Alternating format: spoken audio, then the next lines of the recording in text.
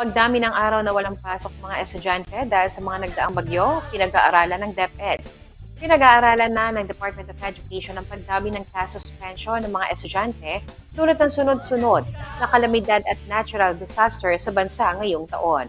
Layunin ng nasabing pagtitipon kasama ang National Management Committee na pag-aralan kung ano ang gagawin, kilos ng ahensya upang matugunan at masapatan ang nawalang mga pagkakataon sa pag-aaral ng mga estudyante.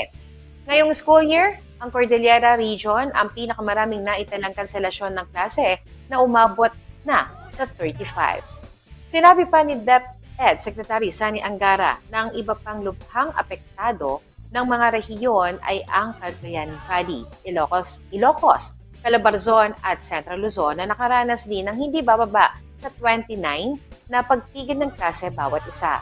Inulat din na mayroong 239 na paaralan sa bansa ang itinuturing very high risk sa karagdagang pagkawala ng tsansa ng pagkatuto dahil sa madalas na natural calamities at matinding pinsalang naranasan na nakakaapekto sa mahigit 377,000 na mag-aaral.